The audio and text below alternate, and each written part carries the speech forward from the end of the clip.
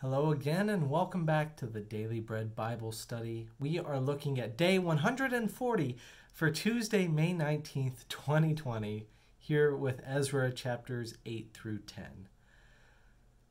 There is a lot to process again today here in Ezra chapter 8, and we will see Ezra's kind of focal points, and then I will give my disagreements with it at the end. But Ezra 8, we see the character of Ezra speaking in the first person, which is a change from, just referencing characters in the third person for most of the book of, this Bible.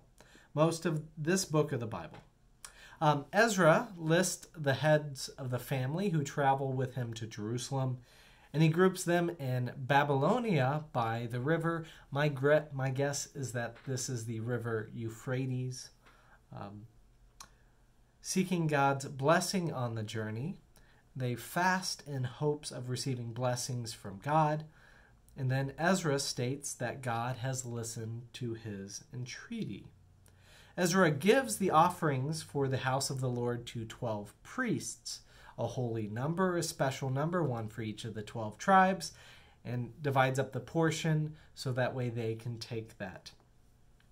The ambushes and enemies are kept at bay on the journey, so God provides for them, and the group arrives safely in Jerusalem and brings the offerings to the house of God. Then they offer sacrifices to God in Jerusalem for all of this. Ezra 9, we see that upon entering Jerusalem, Ezra learns that the exiles who have returned from Babylon have intermarried with the people of the land. Ezra is appalled. From his perspective, this is a serious offense before God. Now, Ezra is concerned for a couple reasons.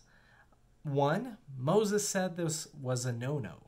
As we have in Deuteronomy chapter 7, verse 1 through 4, it says this: "When the Lord your God brings you into the land that you are about to enter and occupy, and he clears away many nations before you, the Hittites, the Girgashites, the Amorites, the Canaanites, the Perizzites, the Hivites, and the Jebusites, 7 nations mightier and more numerous than you, and when the Lord your God gives them over to you and defeat them, you must utterly destroy them. Make no covenant with them and show them no mercy. Do not intermarry with them, giving your daughters to their sons or taking their daughters for your sons, for that would turn away your children from following me, to serve other gods. Then the anger of the Lord would be kindled against you, and he would destroy you quickly." And so we have here this reference from Moses directly saying that intermarriage is not going to be a good thing. Ezra also knows the story of King Solomon and the ways in which all of his wives kind of helped lead him astray. We have in 1 Kings 11:7, "Then Solomon built a high place for Chemosh, the abomination of Moab, and for Moloch, the abomination of the Ammonites, and on the mountain east of Jerusalem. And he did the same for all his foreign wives, who offered incense and sacrificed to their gods. Then the Lord was angry with Solomon, because his heart had turned away from the Lord, the God of Israel, who had appeared to him twice, and had commanded him concerning this matter, that he should not follow other gods. But he did not observe what the Lord commanded." That is the second strike. He knows Moses said don't do it. He knows King Solomon did it, and it was bad.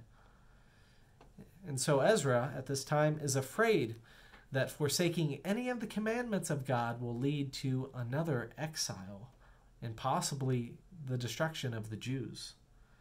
We see in Ezra's prayer in chapter 9, verse 6 through 15, that he reveals his zealousness to keep the commands of God and also his extreme disappointment for not fulfilling God's decree. I'm not sure of the exact quotation, yet it sounds very, Deuteronomy-esque. Deuteronomy chapter 7 looks pretty good, as I previously mentioned, as a quasi-reference for this. But anyways, it's pretty clear to see that Moses said it, so Ezra will do it. Ezra chapter 10 has Ezra praying to God and being overheard in his prayer and his admittance of guilt. And the people, hear it and confess their guilt. They too seek to be righteous before God and are willing to do what needs to be done in order to maintain the law. The priests, Levites, and all Israel are summoned to make a new covenant with God. And trembling due to heavy rain on that day, they want to appease God. They create a structure to discover the foreign wives and their children, and then send them all away, those foreign wives and children implicated by the book of the law. So in closing of the book of Ezra, I think it is important to note how contextual this message is. Ezra was addressing his day and his time with the problem of foreign wives and a post-exile community who was worried about God exiling them again. They had endured far worse than sending people away in their exile. They endured death and suffering and pain and, being taken away from their home. So Ezra was afraid of God and afraid that God would get angry at human sin. And so his actions were an attempt to preserve the community from the wrath of God, especially another exile. From my perspective today, I don't want to imagine sending away my wife and kids. I love them too much. They're very dear to me, and it's not something that I feel called to do. This feels opposed even to some of the words in Leviticus, to love the orphan, the widow, and the oppressed, and this would be creating people who would be essentially widowed and orphaned. Here, I understand the context of Ezra, but I also disagree with its heart. I think you can still love God and worship God and keep your heart focused on God and what God wants, without having to, worry about the ancestry of your spouse.